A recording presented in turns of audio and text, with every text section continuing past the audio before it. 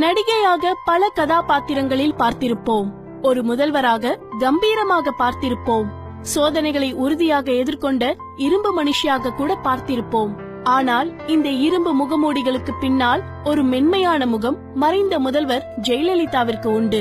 மிக நெருங்கிய வட்டத்திற்கு மட்டுமே அது தெரியும். ஜெயலலிதாவிற்கு சமீப காலங்களில் பிடித்த கார், கொடநாட்டில் அவருக்கு பிடித்த இடங்கள், அவருக்கு விருப்பமான மாதுளை மரம், உலகம் அறிந்திராத இந்த ரகசியங்களை நம்மோடு பகிர்ந்து கொள்கிறார் கோவையை சேர்ந்த செந்தில்குமார். 2012ஆம் ஆண்டு நான் அப்போது மஹிந்திரா ஷோரூமில் சர்வீஸ் மேனேஜராக இருந்தேன். ஒரு நாள் அன்றைய அமைச்சர் செந்தில் பாலாஜியின் அலுவலகத்தில் இருந்து ஒரு போன் வந்தது.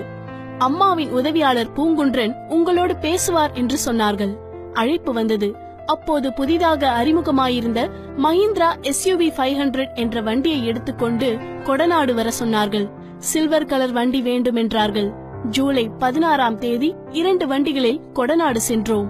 பொதுவாகவே கொடநாட்டில் பனிமூட்டம் அதிகமாகத்தான் இருக்கும். அன்றும் அப்படித்தான்.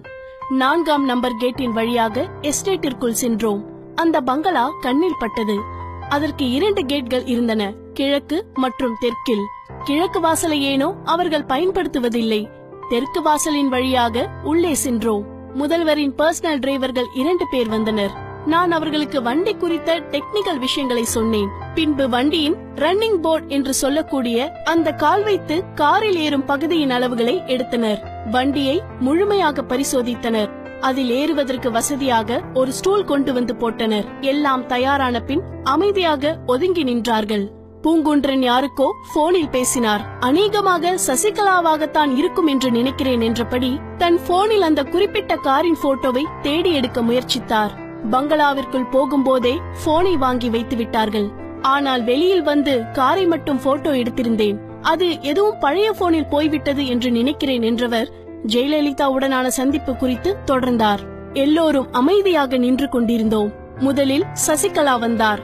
அவருக்கு பின்னால் முழு கருப்பு கலர் சல்வாரில் ஃப்ரீ ஹேரில் முதல்வர் ஜெயலலிதா அவர்கள் வந்தார்கள். பொது மேடைகளில் போட்டோக்களில் அவரை வேறொரு பிம்பத்தில் பார்த்துவிட்டு அவ்வளவு கேஷுவலாக பார்ப்பதற்கு ரொம்பவே வித்தியாசமாக இருந்தது. அவருக்கு கதவு திறந்து வைக்கப்பட்டது. ஏறி உட்கார்ந்தார். நான் கொஞ்சம் உயரம் என்பதால் கூட்டத்தின் பின்னால் நின்று இருந்தாலும் அவரின் பார்வைக்கு நான் நன்றாகவே தெரிந்தேன். என்னை கூப்பிட்டார். வந்து வண்டியை எடுங்கள் என்றார். எனக்கா ஒரே பதட்டமாகிவிட்டது. மேம், எனக்கு புரோட்டோகால் எதுவும் தெரியாது, அது மட்டுமில்லாமல் வழியும் எனக்கு தெரியாது என்றேன். No problem, I will direct you, just drive என்று சொன்னார். அதற்கு மேல் என்ன பேச? ஏறி உட்கார்ந்தேன். பின்னால் சசிகலாவும் இளவரசியும் ஏறி உட்கார்ந்து கொண்டார்கள். உடன் வந்த பாதுகாவலர்களையும் வேண்டாம் என தடுத்து விட்டார். என்று சிறிய இடைவேளைக்கு பின்னர் அந்த பயண கதையை தொடங்குகிறார். படபடப்புடன் தான் அந்த பயணத்தை தொடங்கினேன். என்னிடம் வண்டியின் டெக்னிக்கல் விஷயங்களை கேட்டுக்கொண்டார் ஜெயலலிதா. டீசல் ஃபுல் டேங்க் அடித்தா எத்தனை கிலோமீட்டர் போகும் என்பது வரை உன்னிப்பாக அத்தனை விஷயங்களையும் கேட்டபடியே வந்தார். முதலில் ஆங்கிலத்தில் பேசத் தொடங்கியவர் எனக்கு தமிழ் தெரியுமா என்று கேட்டார். தெரியும் என்றதும் தமிழிலேயே பேசத் தொடங்கினார். ஒரு இடத்தில் நிற்க சொன்னார். அங்கு எஸ்டேட்டில் வேலை செய்தவர்கள் எல்லோரும் வந்தார்கள். அவர்களிடம் நலம் விசாரித்தார். சிலரின் பெயர்களை குறிப்பிட்டு குடும்ப நிலவரங்களை கேட்டறிந்தார். ரொம்ப சீரியஸாகவே இதுவரை பார்த்திருந்த அவர் இவ்வளவு மென்மையாக பேசக்கூடியவரா என்று ஆச்சரியப்பட்டு போனேன். பின்பு கொஞ்ச தூரத்தில் மற்றும் ஒரு சின்ன பங்களா இருந்தது. அங்கு போக சொன்னார். அங்கு பராமரிப்பு பணிகள் நடந்து கொண்டிருந்தன. இந்த இடம் எனக்கு ரொம்ப பிடிக்கும். இங்கிருந்து காலையில சன்ரைஸ் பார்த்தா அவ்வளவு அழகாக இருக்கும் என்று அவ்வளவு சந்தோஷத்துடன் சொன்னார். பின்பு ஒரு இடத்தை சுட்டிக்காட்டி, சசி, இங்க ஒரு ஆர்ச் மாதிரி மாதுளை மரம் இருந்ததே, அது எங்க என்று கேட்டார். அது வெட்டப்பட்டது என்று அறிந்து ரொம்பவே வருத்தப்பட்டார். பின்பு அவர்களுக்குள் சில பர்சனல் விஷயங்களை பேசிக் கொண்டார்கள். இப்படியாக தொடர்ந்த அந்த பயணம் முடிந்தது. வண்டியில் சில மாற்றங்களை செய்ய வேண்டும் என்று குறிப்பெடுத்துக் கொள்ள சொன்னார்.